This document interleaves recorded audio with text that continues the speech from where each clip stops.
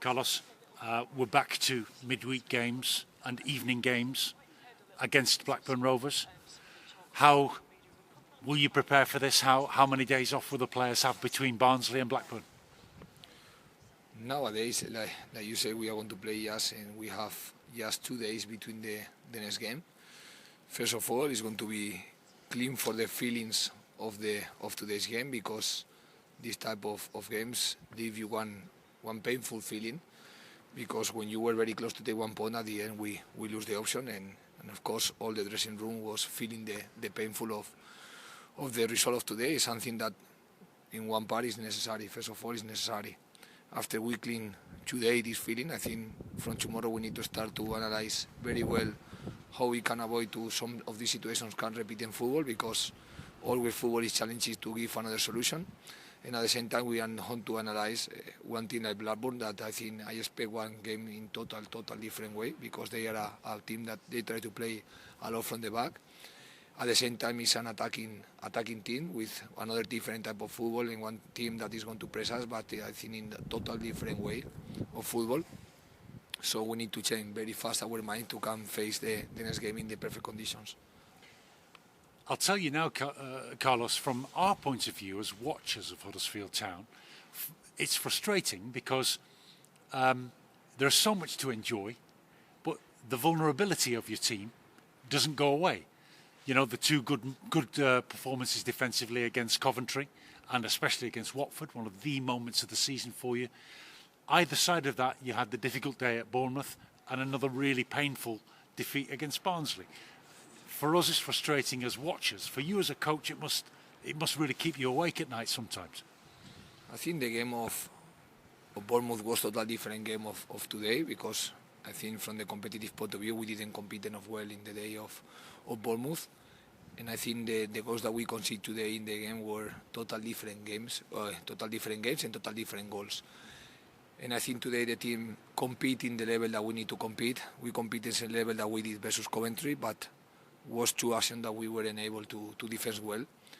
And especially the last action that, for me, we have all the conditions to can avoid this type of goal, because it's something that the team were doing during all the other minutes of the game. It's like we were conceding a lot of throw-in because they were playing directly to create this type of situation, and the team, for me, was really well defending.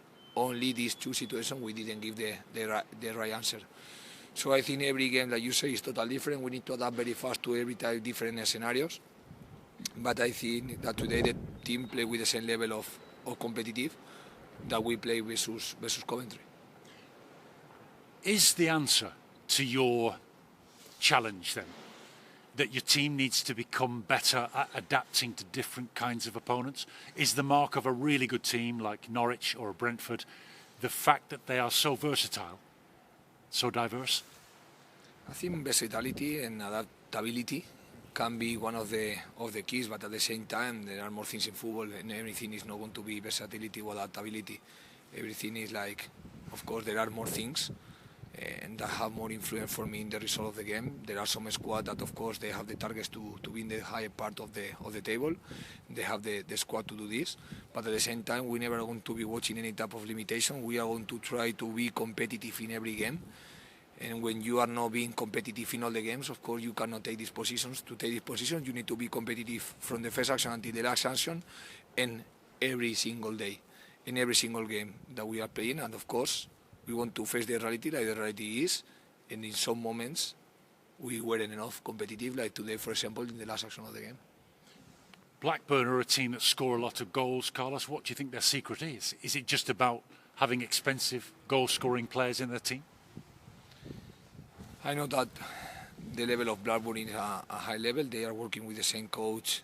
Now is, I think, the third or the fourth year in the league.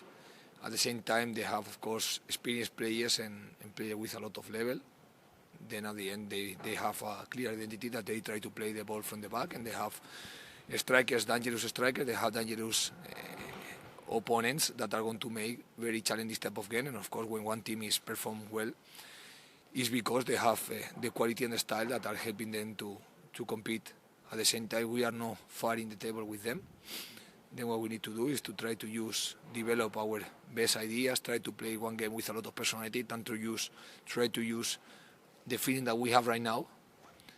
We need to try to help us to compete the next game in the best condition that we need to compete. Carlos, we appreciate your time and your conversations. Thank you. Thank you very much.